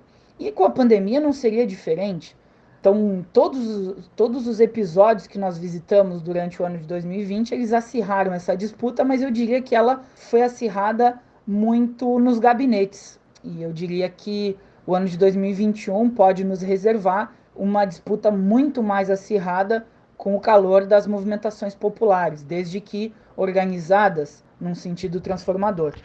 Como nós já citamos em outras ocasiões, Daniel, essa pandemia atravessou o nosso caminho e fez estragos em uma série de países. Mas me parece que se há alguém que praticamente superou essa tragédia foi a China. Os asiáticos retomaram a trajetória de crescimento e parecem seguir firmes rumo à hegemonia no quadro geopolítico. Como é que você observa o papel da China nesse pós-pandemia, Daniel? O país pode assumir a dianteira do mundo antes mesmo do previsto, na sua opinião? Eles podem ser a mola propulsora da recuperação mundial? Olha, Anderson, a China, sem sombra de dúvidas, foi dos países que lidou da melhor forma com a pandemia, né? Em termos sociais, em termos sanitários e também em termos econômicos. Teve uma conduta muito sólida, muito assertiva e com um gigantesco grau de coesão social, que é muito característico dos regimes orientais em geral, mas especialmente na China. Esse tipo de postura foi muito exitosa durante o tema da pandemia. Eu diria que o episódio da pandemia, nós vamos olhar para esse episódio no futuro como um episódio que, a meu juízo, acelerou o processo de ultrapassagem da China para que ela chegasse a um posto de principal economia do mundo e assumindo a dianteira aqui do sistema capitalista. Ao mesmo tempo, a China ela seguia por muita prudência e muita paciência, que também é característico do povo chinês e da sua conduta nos processos históricos. Portanto, ainda que esse movimento possa acelerar uma ultrapassagem chinesa, a China segue numa toada muito cautelosa e muito consistente. E precisamente por isso ela pode ser exitosa e tende a ser exitosa. Os chineses lançaram há pouco tempo o seu novo plano quinquenal. E nesse novo plano quinquenal da China foram aprovadas algumas medidas que vão no sentido de fazer aquilo que o governo chama uma circulação dupla na retomada da sua economia, que significaria uma aposta muito mais decidida no mercado interno, que já é carregada do último plano quinquenal, mas dessa vez aparece de maneira mais decidida. Também mudanças no que eles chamam da sua reforma de mercados de fatores, ou seja, investimentos mais específicos em capital, em tecnologia, na mão de obra e nas terras, tentando elevar ainda mais os graus de produtividade na China. E uma novidade é que o país vai deixar de estabelecer metas ambiciosas com relação ao seu crescimento econômico. E nessa tendência de tentar organizar a retomada da economia chinesa muito mais desde dentro, tem uma aposta muito forte num salto no consumo interno do país. É isso que nós vamos observar. Eu identifico que a China virá num ritmo lento, mais lento do que nós vimos nos últimos tempos, porém com muita consistência ainda, e em direção, de fato, a superar os Estados Unidos na ponta aqui do capitalismo mundial. Eu só não apostaria de forma tão decidida que a China seria a verdadeira mola propulsora de uma recuperação, como está colocado no enunciado da sua questão, porque eu identifico que a economia chinesa ainda é fortemente dependente do desempenho do Ocidente, notadamente aqui a economia europeia e dos próprios Estados Unidos. E a China ainda não constitui, apesar de caminhar muito solidamente para isso, ainda não constitui ferramentas, instrumentos para ser, de fato, a grande mola propulsora de uma retomada econômica global.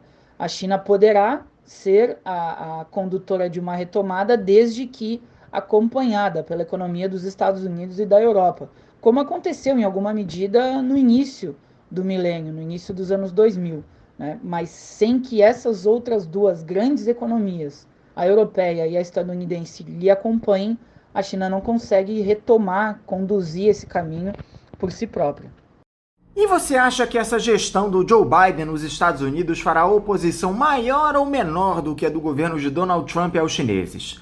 Essa disputa tende a se acirrar com a chegada do democrata à Casa Branca?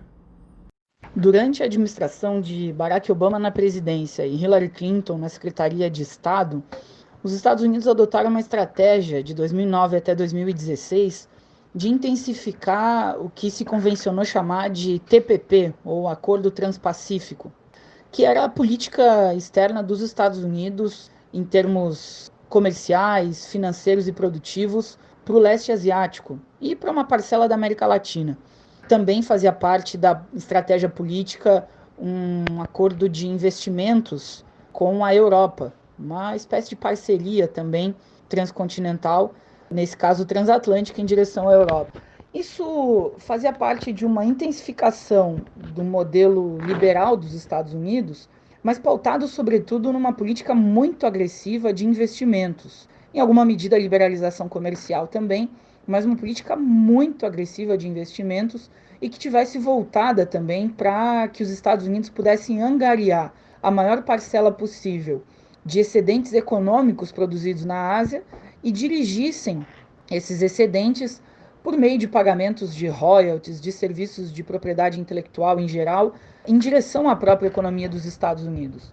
Donald Trump suspendeu o plano, o TPP, e adotou uma postura diferente com relação à China. Uma postura muito mais voltada para aquilo que se convencionou chamar de uma guerra comercial, né? E que eu costumo dizer que guerras comerciais o mundo viveu desde sempre, sobretudo no capitalismo. A grande novidade da guerra comercial recente entre China e Estados Unidos, da qual Donald Trump era o principal depositário, era que ela se dava em função de uma elevação das tarifas, que é uma operacionalização primária, primitiva de uma guerra comercial, porque há várias outras formas de fazê-lo. Eu diria que com Barack Obama e Hillary Clinton, a estratégia era nesse sentido mais sofisticada. E eu identifico agora que existe uma boa possibilidade de que Joe Biden adote ou recupere essa mesma estratégia, uma vez mais, em direção à sua política dos Estados Unidos para com a China. E, portanto, eu não identificaria aqui nenhuma redução nesse tensionamento entre os dois países, mas, ao invés daquele tom mais histriônico e público e muito fortemente retórico que Donald Trump utilizava, Joe Biden vai, nesse sentido, seguir acirrando as disputas geopolíticas com a China. Os Estados Unidos não podem se dar o luxo de não fazê-lo. No entanto, ela vai ser conduzida muito mais por uma linha, nesse sentido, mais sofisticada, como eu aponto aqui. Uma linha que tenta retomar aquilo que Barack Obama e Hillary Clinton fizeram entre 2009 e 2016. Só que tem um agravante nisso, né? Ou pelo menos dois. A tentativa de Donald Trump de acirrar a disputa com a China por meio da elevação de tarifas aproximou a própria China dos outros países asiáticos. E a China assinou um grandioso acordo mês passado com os outros países que formam a ASEAN, que é um bloco econômico mais relevante que a Ásia tem. E toda a costura que os Estados Unidos estavam fazendo com países como Austrália, Nova Zelândia, Coreia do Sul e Japão foi feita agora pela China.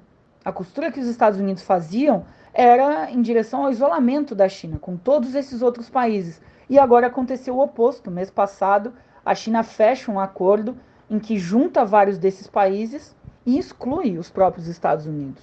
Portanto, esse vai ser aqui, eu diria, o grande desafio para a política externa estadunidense na administração de Joe Biden, Anderson. Falando um pouquinho de América do Sul, Daniel, o Jair Bolsonaro, na última reunião de cúpula do Mercosul, me veio com um discurso totalmente diferente do que nós estamos acostumados. Eu cheguei até a citar isso no nosso editorial de ontem. Ele disse que as divergências do grupo ficaram no passado e que a atuação dos países em 2020 se deu com flexibilidade e pragmatismo. Isso é tão diferente do que ele vinha pregando nos últimos tempos, entrando em conflito com nossos vizinhos históricos, especialmente Venezuela e Argentina, que dá até para suspeitar das intenções dele. Como é que você avalia essas declarações ponderadas do Bolsonaro, Daniel? O que pode estar por trás desse discurso no Mercosul? Esse assunto é interessantíssimo, viu, Anderson? Porque eu acompanho o debate acadêmico em torno da integração latino-americana há pelo menos 15 anos. E é preciso dizer, a produção acadêmica é miserável no Brasil em torno desse tema, viu?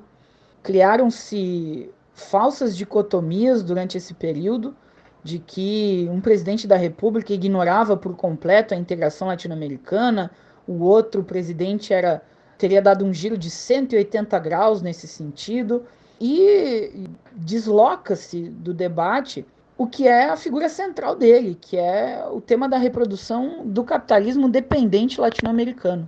E aí, nesse sentido, Anderson, e para quem está nos acompanhando, Fernando Henrique Cardoso, por exemplo, sempre era acusado de ser um sujeito que não era fiel à integração latino-americana. Mas vale lembrar aqui que a integração na América Latina via Mercosul, para usar o exemplo aqui da nossa questão, ela começa a ser aventada por José Sarney, aqui no Brasil. O Tratado de Assunção é assinado em 1991 para criar, de fato, o Mercosul, no governo, na administração Collor, já. um liberal mais do que convicto, e o protocolo de Ouro Preto, que dá ao Mercosul, de fato, o status internacional de um mercado comum, ainda que com muitas falhas e imprecisões no conceito, mas o Mercosul atinge essa condição de mercado comum a partir de 94, isso foi assinado na transição do governo de Itamar Franco para Fernando Henrique Cardoso.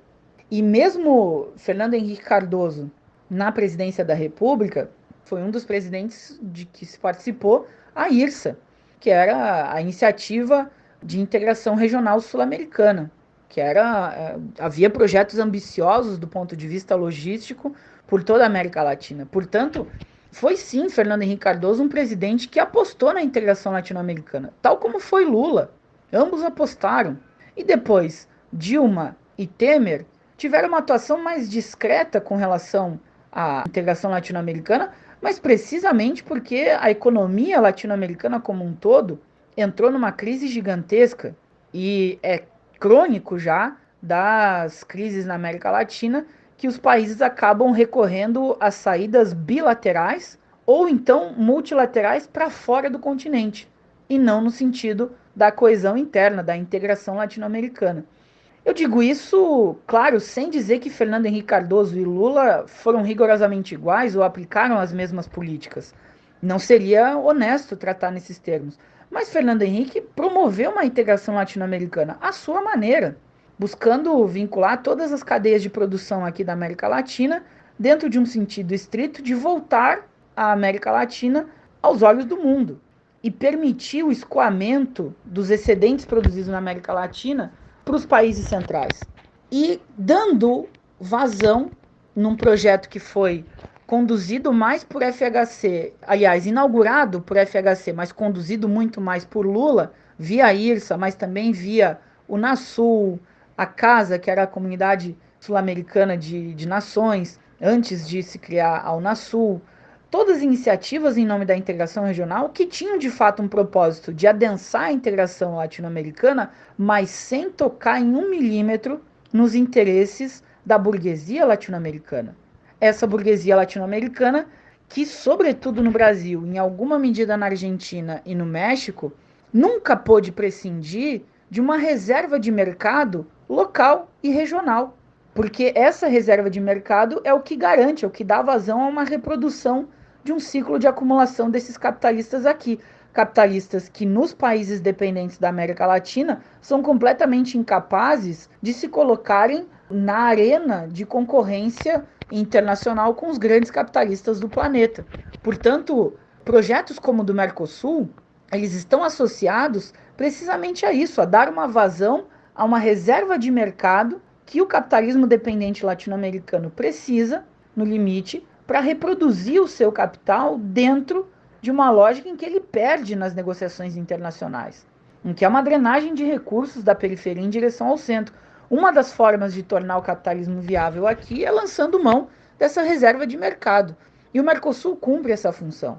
Vale a pena registrar aqui, por exemplo, a expansão extraordinária que se teve aqui a partir do Mercosul das grandes montadoras multinacionais da Europa, dos Estados Unidos e da Ásia. O Mercosul, na prática, atua em favor destas companhias, ainda que de tempos em tempos haja um ou outro projeto exitoso para algumas companhias nacionais ou para uma dinâmica mais regionalizada. Mas essa não é a tônica fundamental do Mercosul. É preciso que nós tenhamos sobriedade, racionalidade para observar essa trajetória de longo prazo. Com isso, Anderson, peço licença aqui para essa digressão, mas para que a gente possa tocar no tema dessa pretensa virada de Bolsonaro, porque ele, claro, atua num tom muito mais pragmático e entendeu a função que o Mercosul tem para as burguesias latino-americanas, em especial para a burguesia brasileira transnacionalizada que precisa desses mercados. Por isso que, quando aconteceu a destituição da Dilma em 2016, muita gente se apressou em dizer que o Mercosul ia acabar. E eu fui quase voz única aqui, junto com alguns outros analistas da América Latina, nós dizíamos, o Mercosul não vai acabar. Ele pode mudar de feição, ele pode regredir para uma linha estritamente comercial e deixar de lado todos os outros projetos que tinham sido acoplados ao bloco, como de fato aconteceu, mas o Mercosul não vai acabar porque ele cumpre uma função extraordinária para as burguesias dependentes da América Latina. E nesse sentido, Bolsonaro atua como mais um dos expoentes dos interesses da burguesia latino-americana e do capital transnacional que opera por aqui. Por isso ele abandona a retórica contraproducente, anti-Venezuela, anti-Argentina, que já não ressoa mais como ressoava na campanha e no primeiro ano de governo, e adota, de fato, eu diria, uma postura mais pragmática em nome da possibilidade de uma retomada da economia latino-americana, lançando mão do expediente do Mercosul, cumprindo o papel aqui, Anderson, e para quem está nos acompanhando, que o Mercosul sempre cumpriu nos seus quase 30 anos de existência. Daniel, parece que a situação do ministro das Relações Exteriores, Ernesto Araújo, se complicou depois que o Senado rejeitou a indicação do embaixador Fábio Marzano para chefiar a missão do Brasil na ONU. Esse é um ato raríssimo de acontecer, a Casa Legislativa rejeitar a indicação de um ministro. Por que se deu essa rejeição, na sua opinião, Daniel? Como é que fica o Ernesto Araújo diante disso? Pois é, Anderson, nós acompanhamos aí durante essa semana uma medida que, como você demarca bem aqui, é uma medida incomum, né, do Senado rejeitar uma indicação do Itamaraty para uma representação brasileira no exterior. Principalmente porque é do traquejo e dos sistemas políticos do mundo inteiro. Só levar uma indicação de nome ou só pautar algo para votação quando já se tem um acordo prévio de que vai haver uma aprovação. E, nesse sentido, pôde-se observar uma reação da bancada do Senado brasileiro na rejeição à indicação de Fábio Marzano para ocupar o posto de chefe da missão brasileira nas Nações Unidas. O que mais me chama atenção nesse episódio, eu diria, para além da rejeição em si, que de fato é incomum e demonstra um desgaste muito grande do ministro das Relações Exteriores, Ernesto Araújo, o que mais me chama atenção, além disso, são os motivos e os senadores que comandaram essa insurgência. Se nós formos observar, a insurgência foi comandada majoritariamente pela senadora Cátia Abreu, uma senadora organicamente representante do latifúndio no país, da atuação via agronegócio, e ela foi endossada pelo Major Olímpio, que se elegeu pelo mesmo partido do presidente da República, pelo PSL, mas que rompeu com o governo e tem atuado sempre que pode no sentido de trancar pautas ou de tecer críticas públicas às posturas da presidência da República. Me chama a atenção isso porque a articulação no Senado das bancadas da dita esquerda ou da oposição não são absolutamente capazes de organizar uma oposição consistente dentro do governo. Você veja que a oposição à indicação de Fábio Marzano parte da linha da direita orgânica e tradicional do país. E muito associada ao questionamento que Cátia Abreu fez a Fábio Marzano sobre a sua posição com relação à questão ambiental e da qual ele se recusou a responder, né? Disse que não era da alçada dele e, sobretudo, que na atuação dele dentro da ONU esse tema não entraria em discussão porque não estaria ao alcance do limite das atribuições dele naquele órgão. E aí Cátia Abreu se insurge, é endossada por Major Olímpio e o restante dos senadores, em sua maioria, resolvem acompanhar essa insurgência e rejeitam o nome do senador. Mas vejam, isso tudo acontece dentro do mais absoluto espectro da ordem, do sistema político e do projeto ultraliberal conduzido no Brasil. Qual é a preocupação de Cátia Abreu? É a preocupação de que mercados, sobretudo europeus, fechem as portas ao agronegócio brasileiro ou limitem a expansão do agronegócio brasileiro por uma ou outra restrição ambiental, que nós bem sabemos não são conduzidas por uma grande preocupação ecológica, são conduzidas em nome das reservas de mercado que boa parte dos países europeus querem manter ainda dos seus próprios produtores, portanto, utilizando a questão ambiental como um subterfúgio para barreiras ambientais, barreiras não tarifárias que possam proteger os seus mercados. Ainda assim, de qualquer modo, eu registraria isso, sobretudo. Não foi uma insurgência comandada pela bancada dita de oposição ou pela frente de parlamentares progressistas ou à esquerda no Brasil. Ao contrário, foi uma divergência por dentro da ordem vigente e que muito provavelmente, é isso que eu queria deixar mais registrado, Anderson, e para quem está nos ouvindo, muito provavelmente será a tônica do Brasil até 2022. Uma disputa que cada vez mais as eleições municipais demonstraram isso, vai se demarcando entre o espectro ideológico de uma extrema-direita, pretensamente mais incivilizada, do que a direita orgânica e tradicional do Brasil. E se as forças de esquerda e progressistas no país aceitarem os termos do jogo político nessas condições, vão acumular mais uma vez uma derrota gigantesca do ponto de vista político até o ano de 2022 e do ponto de vista eleitoral nas próprias eleições daqui a 2 anos. Para terminar, Daniel, eu queria que você falasse um pouco sobre as suas expectativas para 2021. O que é que nós podemos esperar dos diferentes atores internacionais nesse novo ano? Bem, Anderson, em linhas mais gerais, nós podemos esperar, de fato, uma retomada da economia mundial, mas me chama bastante a atenção que os relatórios de final de ano da OCDE, da Organização para a Cooperação e Desenvolvimento Econômico, do Fundo Monetário Internacional e do Banco Mundial, que são sempre instituições muito otimistas e muito funcionais à reprodução da ordem do sistema capitalista dominante, são todos eles relatórios bastante cautelosos. E a função desses organismos multilaterais é desde sempre trazer expectativas positivas com relação ao futuro, que nunca se confirmam, mas que de certa forma ajudam a dar um certo contorno de euforia para os mercados nos tempos futuros. E a cautela com a qual o Fundo Monetário, a OCDE e o Banco Mundial tratam a economia nos anos de 2021 e também já nas suas projeções para 2022, elas me chamam muita atenção porque me fazem crer que se eles advogam que serão tempos difíceis, nós devemos nos preparar para tempos ainda mais sombrios. E quando eu falo que nós devemos nos preparar para tempos mais sombrios, eu não estou querendo dizer que nós devemos nos resguardar em casa ou simplesmente reforçar o guarda-chuva. Se os tempos são sombrios e nós temos que estar preparados, eu realizo aqui uma convocatória pública para que essa preparação se dê em termos políticos, para que nós possamos ler do que vai se fazer uma possível retomada da economia mundial em 2021, que muito provavelmente vai ocorrer, mas nós já sublinhamos aqui na conversa de hoje. A China se recupera num ritmo sólido e constante, porém muito mais cadenciado do que conduziu a economia mundial até agora.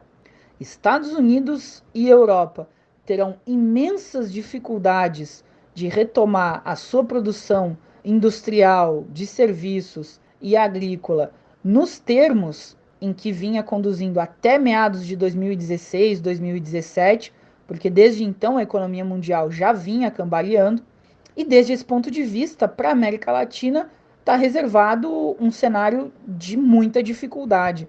Eu não vacilaria em registrar aqui, Anderson, que nós devemos nos preparar para uma verdadeira hecatombe do ponto de vista político, econômico e social no ano de 2021. E eu diria, eu encaro isso como um grande desafio. Eu não encaro esse momento com desânimo nenhum. Eu encaro como um grande desafio que nos faz crescer e amadurecer, é essa a minha expectativa, em termos de leitura do cenário, para que nós possamos ter as nossas atuações políticas da maneira mais assertiva possível. E isso significa, nesse sentido, caminhar em nome de projetos muito mais radicais para discutir o futuro da América Latina e do Brasil. E radicais não no sentido de uma rebeldia vã, radicais no sentido de discutir na raiz os grandes problemas, as grandes questões brasileiras que foram interditadas do debate público nos últimos 25, 30 e, por que não, 40 anos. Não se debatem outras alternativas para um programa econômico no Brasil. Não se debatem outras alternativas para o sistema político brasileiro. Não se debatem majoritariamente alterações sociais de grande monta no país. Vejam que, do ponto de vista econômico, há um grande consenso do liberalismo, tanto com as suas frações à direita quanto à esquerda, por exemplo, de que o Banco Central deve se manter independente de que os depósitos devem ser voluntários e remunerados legalmente pelo Banco Central a todo o sistema financeiro, que goza de muito boa saúde, muito bom prestígio na hegemonia das finanças sobre toda e qualquer fração da economia brasileira. Não há grandes divergências do ponto de vista social. Veja aqui, Anderson, e para quem nos acompanha, praticamente não há divergências de que o Brasil deve caminhar em nome de um programa de renda mínima.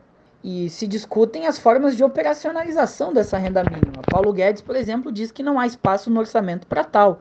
Mas Rodrigo Maia está absolutamente convencido de que é necessário dar algum tipo de retorno financeiro, uma política de transferência direta de renda às pessoas, sob pena de nós termos aqui uma explosão social cuja crise brasileira não daria conta de dimensionar. Então há grandes consensos no liberalismo, tanto à esquerda quanto à direita, por exemplo, de que um programa de transferência de renda mínima pode ser aceitável por uma boa parcela da burguesia, da classe dominante brasileira, simplesmente para que se mantenham os pobres numa situação de sobrevivência, de estágio vegetativo da imensa maioria do nosso povo. Isso não pode ser tolerável, portanto eu identifico que esse cenário ultra desafiador que nos espera daqui para frente deve ser também o cenário que nos motive em nome da discussão de grandes transformações, de grandes questões que estão na ordem do dia e para as quais nós estamos, como pensadores, como articuladores dos processos políticos nacionais, absolutamente convocados, e não temos o direito de nos eximir desse tipo de debate ou de sermos engolidos pela forma através da qual o pensamento dominante conduz a pauta desse debate, Anderson. Daniel, mais uma vez, muito obrigado por você dialogar conosco aqui no Faixa Livre hoje, e não só hoje, mas durante todo esse ano de 2020. Eu quero te agradecer por toda a força, todo o apoio que você nos deu durante esse ano, te desejar ótimas festas, um grande 2021, te mandar também o meu abraço e desejar um bom dia de trabalho. Anderson, eu agradeço mais uma vez o convite, para mim é uma honra, nunca deixo de registrar que é uma honra fazer parte do programa Faixa Livre, conversar com o nosso dileto público aqui, extremamente qualificado, desejar a você, a toda a equipe do Faixa Livre e aos nossos ouvintes também um excelente final de ano e um grande ano de lutas para todos nós em 2021. Um grande abraço e até a próxima. Conversamos aqui com o professor de Relações Internacionais da Universidade do Vale do Itajaí, a Univale, e membro do Instituto de Estudos Latino-Americanos da Universidade Federal de Santa Catarina, Daniel Corrêa da Silva. E vamos encerrando a última edição inédita do Faixa Livre em 2020. Eu quero agradecer a todos vocês ouvintes que estiveram conosco durante esse ano difícil que nós tivemos, agradecer demais todas as contribuições de vocês, todo o auxílio, toda a força, toda a audiência, desejar a todos vocês ótimas festas, um grande ano de 2021. Durante as próximas 2 semanas nós vamos reprisar programas, mas no dia 4 de janeiro nós estaremos aqui de volta com mais um programa inédito do Faixa Livre. Obrigado mais uma vez a todos vocês, boas festas e um ótimo 2021.